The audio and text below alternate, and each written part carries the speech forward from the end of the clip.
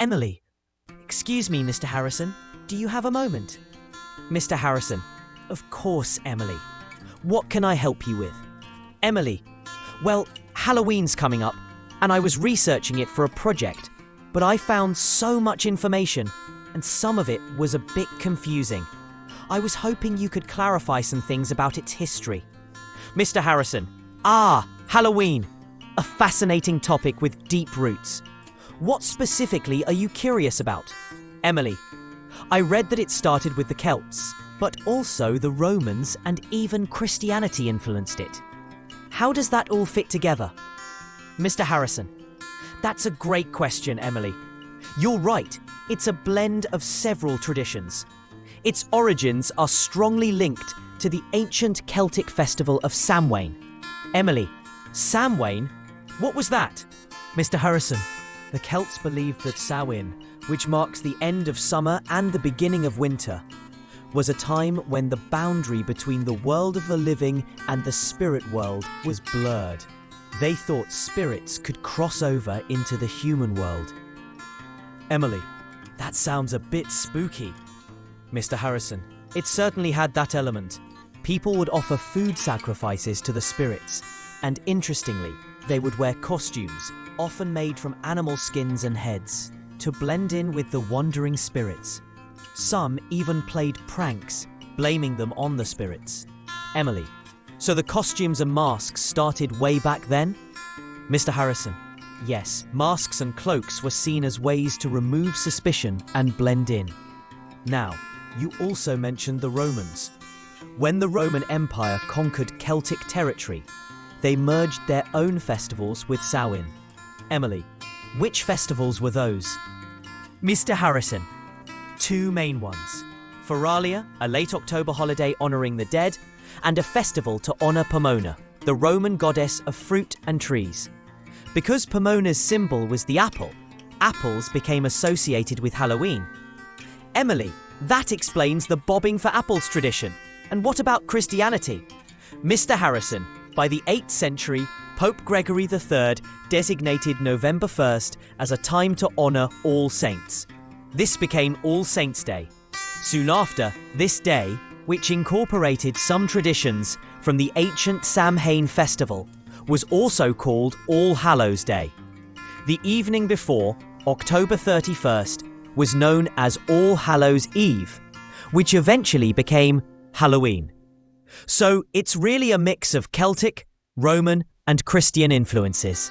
Emily, that makes a lot more sense. How did it become the big event it is today, especially in America? Mr. Harrison, a major turning point was in the mid-19th century, particularly between 1845 and 1852. During the Great Famine in Ireland, many Irish people emigrated to the United States, bringing their Halloween traditions with them. Emily. So the Irish immigrants really spread it in the US. Mr. Harrison. Exactly.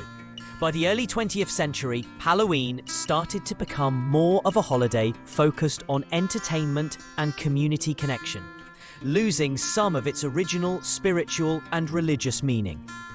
Emily. And now it's huge. Mr. Harrison. It is.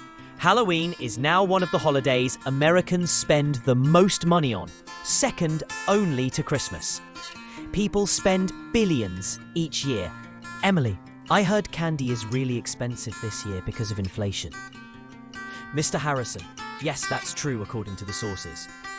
Candy prices were up significantly in 2022, around 13% compared to the previous year, partly due to rising sugar and flour costs. Pumpkin growers also faced higher costs for labour, water, and fertiliser, which could impact pumpkin prices. Despite this, overall spending for Halloween was projected to hit a record high in 2022. Emily, wow, that's interesting. And the costumes, they've changed a lot, right? Mr. Harrison, absolutely. In the early to mid-20th century, people often used whatever they had at home, like sheets, and focused on being scary. But pop culture started influencing costumes, especially from the 1920s and 30s onwards, with characters from cartoons appearing. After World War II, with the rise of TV, pop culture figures like superheroes and movie characters became popular. Emily, so costumes became more about dressing up as characters rather than just being scary. Mr. Harrison. Yes, there was a shift from camouflage to full costume. While scary costumes are still popular, influenced by horror films, costumes also became more about fun and expressing imagination. It's become a major festival in Western countries, focusing on creativity. Emily, it's amazing how much it's evolved. It's celebrated differently in other countries too, isn't it? Mr. Harrison. Yes, it has spread globally, and many countries have adapted it. In the US, Canada, and Ireland, it often involves costume parties and trick-or-treating. But in Mexico and Latin America, they have Dia de los Muertos, the Day of the Dead, to honor deceased loved ones. The UK has Guy Fawkes Night, commemorated with fire and fireworks on November the 5th. France often focuses on scary costumes to frighten each other. And trick-or-treating might happen store to store rather than house to house. Germans might put knives out on Halloween night to prevent spirits from returning. Even Japan has a similar festival, Obon, for spirits of the dead. Emily, that's fascinating. Each place has its own spin on it. Thank you so much, Mr. Harrison. That really helped clarify everything. Mr. Harrison, you're very welcome, Emily. It's a holiday with a rich and complex history. Good luck with your project.